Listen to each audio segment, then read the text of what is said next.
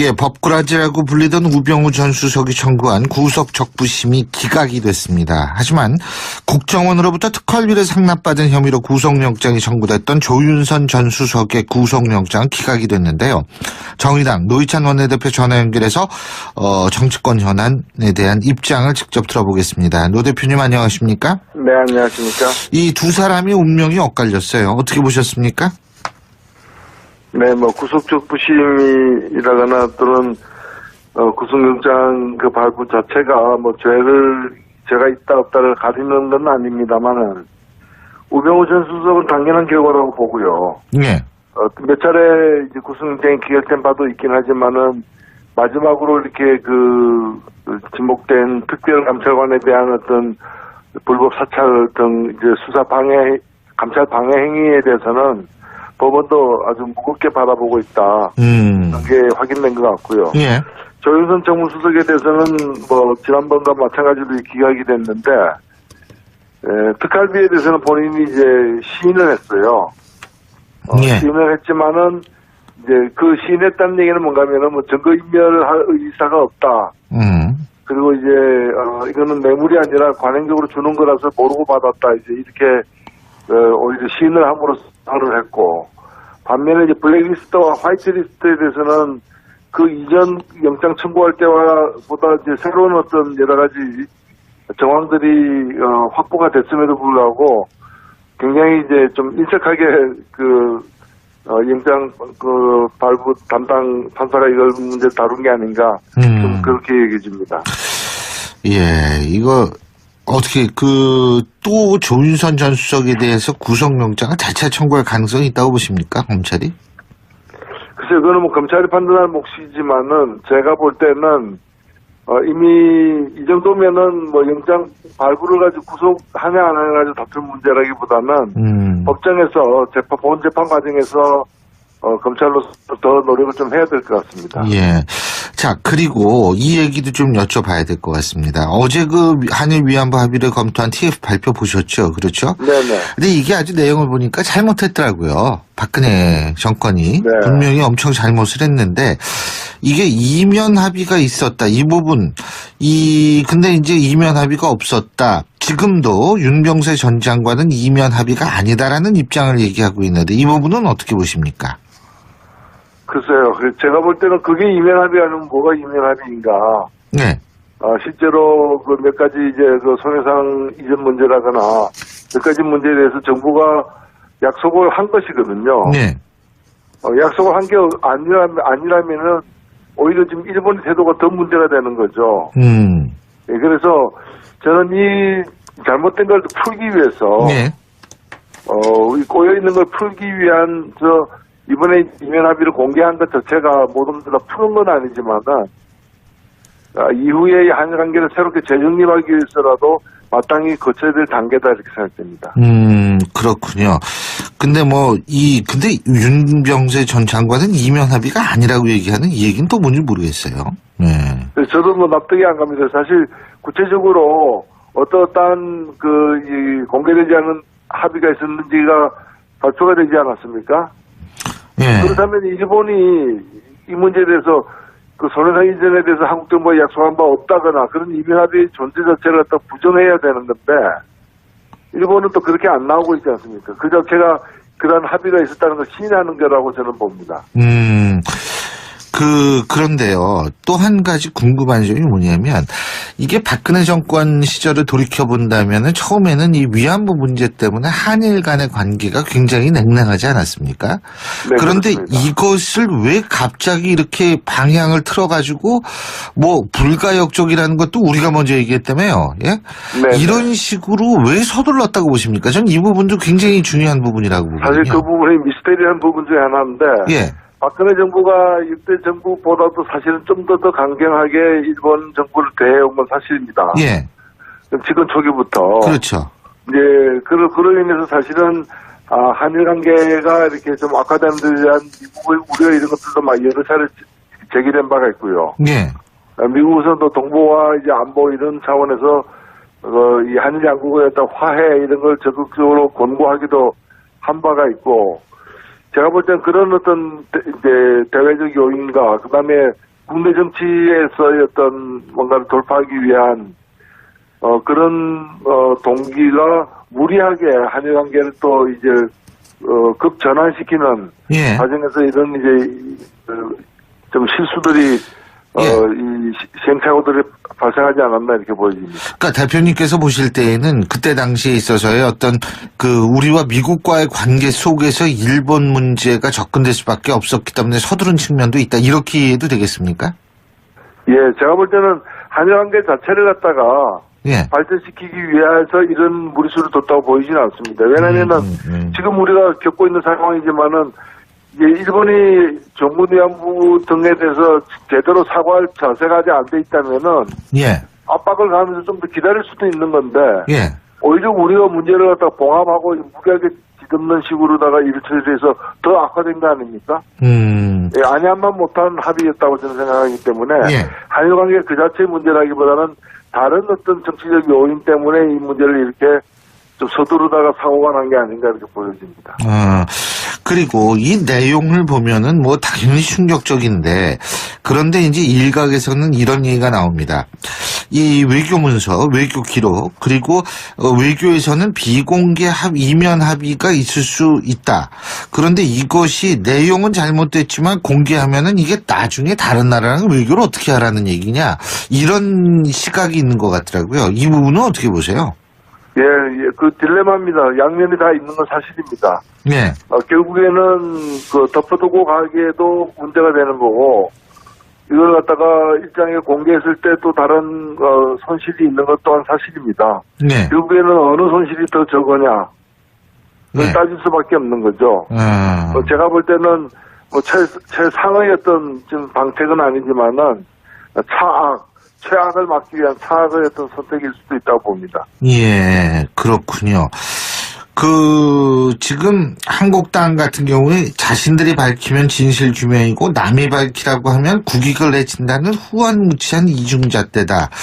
이러면서 이제 이 얘기는 이제 한일 문제는 아닙니다만 임종석 비서실장의 아랍에미리트 특사 방문 의혹에 진실을 촉구했는데 이 부분은 그러면 어떻게 해야 된다고 보세요? 예.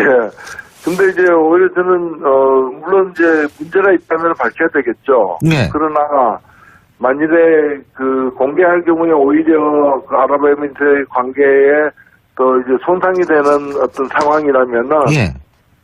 일정하게 그걸 또 밝히지 못하는 것도 이유가 있다고 저는 생각됩니다. 다만 이 정치적 논란이 되기 때문에 이 논란을 종식시키기 위해서 제가 볼 때는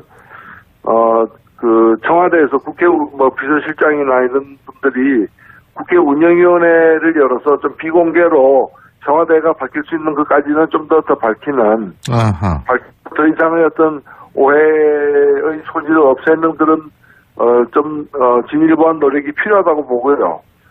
그리고 야당들도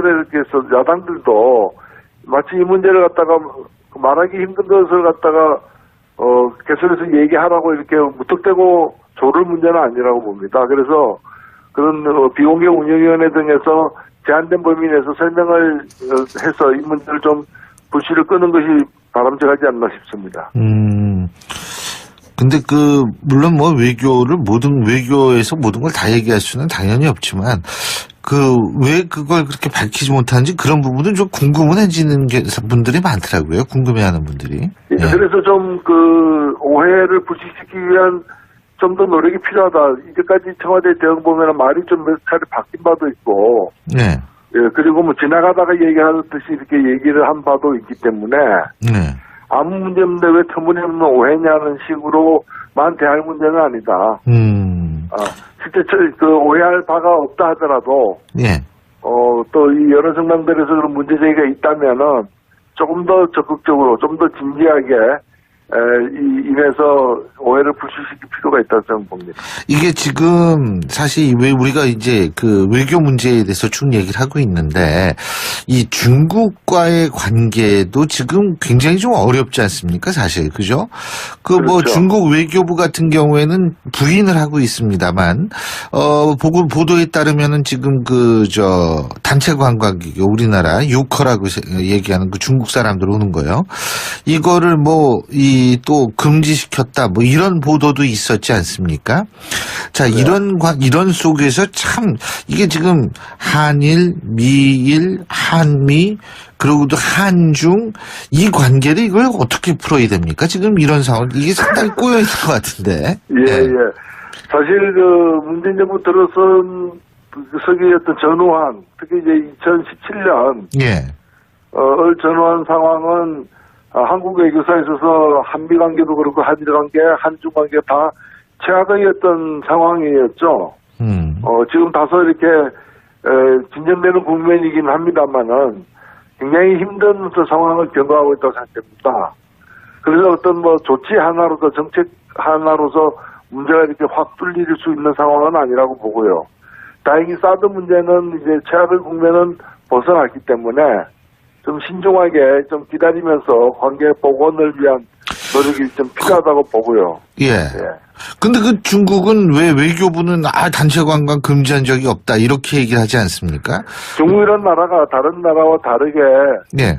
사실 국가의 어떤 지배력이 굉장히 강력한 나라. 권위주의 정권이죠. 예, 예. 예. 그렇기 때문에 실제 상황이 어떤지에 대해서는 조금 더 지켜볼 필요는 있다고 봅니다. 알겠습니다. 그리고 어제 하루 종일 이슈가 됐던 사자성어가 하나 있죠. 이 척당불기라는 사자성어인데 이게 홍준표 대표의 성완종 리스트 재판에서 쟁점이 됐던 액자에 담긴 사자성어라고 그러더라고요. 예? 네네. 이거 어떤 생각하셨어요? 이거 보시면서? 예, 이미 뭐 대법원 판결까지 난 재판이긴 합니다만은 네. 재판 과정에서 이 무죄 홍준표 대표의 혐의가 사실이 아니다라는 그런 정황 증거로서 지목된 것이 그 고인 성완종 씨가 의원실에서 봤다라는 그 척당불기 액자가 의원실에는 없었고 대표실에 있었다라는 것인데 이번에 의원실에도 걸려 있었다. 걸려 있던 걸 나중에 이제 대표실로 빼어서 가서 붙였다라는 게 드러났기 때문에 사실은 성완종 씨의 와 관련된 어떤 그 증언에서 이제 거짓 증언이 아니냐라고 지목받았던 정황이 그 거짓이 아니다라는 것이 확인됐기 때문에 당연히 의혹이 생기는 건 사실이거든요. 이에 대해서는 홍준표 대표 측에서 해명을 해야 될 문제라고 생각됩니다. 그럼 뭐 여당도 국민 앞에서 액자의 존재를 해명해야 된다 그러고 이재명 시장도 대표직 사퇴하고 정계 은퇴해야 된다 이런 주장을 하기도 했기 때문에 이 부분에 대해서 제가 여쭤본 거고요. 이 척당불기라는 말 자체가 네. 기계가 있고 또 뜻이 커서 굽힘이 없다 뭐 이런 눌려지지 않는다 이런 뜻인데 네. 지금 상황은 뭐 액자가 통탄할 일이죠. 액자의 뜻과는 정반대의 상황이 되어가고 있다. 2017년 진짜 이제 얼마 안 남았는데요. 12월 임시국회 본회의 한번 열지 못하고 못하고 있지 않습니까? 이건 네. 뭡니까, 이거는? 정말 저는 한국 정치가 무책임의 극치를 보여주고 있다고 생각되고요. 네. 내일 그 마지막 날인데 반드시 임시국회가 본회의가 열려서 예. 지금 이제 일몰되는 법들도 있고 민생과 관련된 법들도 있고 그다음에 1월 2일이면 공석이 되는 대법관 문제도 있기 때문에 예. 이미 상정된 안건들을 갖다가 처리해야 되고요. 예. 그리고 지금 걸림돌이 되고 있는 그 개헌특위와 관련된 문제도 일단은 그 문제가 꼬이게 된 것은 자유한국당의 이 약속 위배 때문입니다. 예. 그래서 지금 지난 대선 때 개헌하겠다고 재방선거 때까지 예. 개헌하겠다고 약속한 당들 중에서 유일하게 자유한국당만 지금 그 못 지키겠다는 것인데 예. 못 지키겠다면 국민들에게 사과하고 어떻게 하겠다는 것인지를 좀 명백하게 좀 밝히는 것이 우선 이루어져야 될 조치라고 생각됩니다.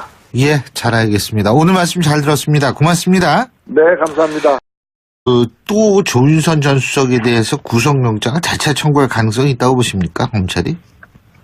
글쎄요, 그거는 뭐 검찰이 판단할 몫이지만은 제가 볼 때는 이미 이 정도면은 뭐 영장 발부를 가지고 구속하냐 안 하냐 가지고 다툴 문제라기보다는 법정에서 본 재판 과정에서 검찰로서 더 노력을 좀 해야 될 것 같습니다. 예. 자, 그리고 이 얘기도 좀 여쭤봐야 될 것 같습니다. 어제 그 한일 위안부 합의를 검토한 TF 발표 보셨죠? 그렇죠? 네네. 근데 이게 아주 내용을 보니까 잘못했더라고요. 박근혜 정권이. 네. 분명히 엄청 잘못을 했는데 이게 이면 합의가 있었다. 이 부분. 근데 이제 이면 합의가 없었다. 지금도 윤병세 전 장관은 이면 합의가 아니다라는 입장을 얘기하고 있는데 이 부분은 어떻게 보십니까? 글쎄요. 제가 볼 때는 그게 이면 합의 아니면 뭐가 이면 합의인가. 네. 법원도 아주 무겁게 바라보고 있다. 그게 확인된 것 같고요. 예. 조윤선 정무수석에 대해서는 뭐 지난번과 마찬가지로 기각이 됐는데 특활비에 대해서는 본인이 이제 시인을 했어요. 예. 시인을 했지만은 이제 그 시인했다는 얘기는 뭔가면은 뭐 증거인멸을 할 의사가 없다. 그리고 이제 이거는 뇌물이 아니라 관행적으로 주는 거라서 모르고 받았다. 이제 이렇게 오히려 시인을 함으로써 말을 했고, 반면에 이제 블랙리스트와 화이트리스트에 대해서는 그 이전 영장 청구할 때와 보다 이제 새로운 어떤 여러 가지 정황들이 확보가 됐음에도 불구하고 굉장히 이제 좀 인색하게 영장 발부 담당 판사가 이걸 문제 다룬 게 아닌가 좀 그렇게 얘기해 줍니다. 예, 이거 어떻게 법꾸라지라고 불리던 우병우 전 수석이 청구한 구속 적부심이 기각이 됐습니다. 하지만 국정원으로부터 특활비를 상납받은 혐의로 구속영장이 청구됐던 조윤선 전 수석의 구속영장은 기각이 됐는데요. 정의당 노회찬 원내대표 전화 연결해서 정치권 현안에 대한 입장을 직접 들어보겠습니다. 노 대표님 안녕하십니까? 네, 안녕하십니까? 이 두 사람이 운명이 엇갈렸어요. 어떻게 보셨습니까? 네, 뭐 구속적 부심이라거나 또는 구속영장 그 발부 자체가 뭐 죄가 있다 없다를 가리는 건 아닙니다만은 우병우 전 수석은 당연한 결과라고 보고요. 네. 몇 차례 이제 구속영장이 기각된 바도 있긴 하지만은 마지막으로 이렇게 지목된 특별감찰관에 대한 어떤 불법 사찰 등 이제 수사 방해, 감찰 방해 행위에 대해서는 이 문제에 대해서 그 손해상 이전에 대해서 한국 정부가 약속한 바 없다거나 그런 이면합의 존재 자체를 갖다 부정해야 되는 건데 일본은 또 그렇게 안 나오고 있지 않습니까? 그 자체가 그런 합의가 있었다는 걸 시인하는 거라고 저는 봅니다. 그런데요. 또 한 가지 궁금한 점이 뭐냐면 이게 박근혜 정권 시절을 돌이켜본다면 처음에는 이 위안부 문제 때문에 한일 간의 관계가 굉장히 냉랭하지 않았습니까? 네, 그런데 그렇습니다. 이것을 왜 갑자기 이렇게 방향을 틀어가지고 뭐 불가역적이라는 것도 우리가 먼저 얘기했다며요. 예? 네, 이런 식으로 왜 서둘렀다고 보십니까? 저는 이 부분도 굉장히 중요한 부분이라고 보거든요. 사실 그 부분이 미스테리한 부분 중에 하나인데 예. 박근혜 정부가 6대 정부보다도 사실은 좀 더 강경하게 일본 정부를 대해온 건 사실입니다. 예. 지금 초기부터. 그렇죠. 이제, 예. 실제로 그 몇 가지 이제 그 손해상 이전 문제라거나 몇 가지 문제에 대해서 정부가 약속을 한 것이거든요. 예. 약속을 한 게 아니라면은 오히려 지금 일본의 태도가 더 문제가 되는 거죠. 예, 그래서 저는 이 잘못된 걸 풀기 위해서 예. 꼬여 있는 걸 풀기 위한 이번에 이면 합의를 공개한 것 자체가 모든 것을 다 푸는 건 아니지만은 이후에 한일 관계를 새롭게 재정립하기 위해서라도 마땅히 거쳐야 될 단계다 이렇게 생각됩니다. 그렇군요. 근데 근데 윤병세 전 장관은 이면 합의가 아니라고 얘기하는 이 얘기는 또 뭔지 모르겠어요. 네. 저도 납득이 안 갑니다. 사실 구체적으로 어떠한 공개되지 않은 합의가 있었는지가 발표가 되지 않았습니까? 예. 그렇다면 일본이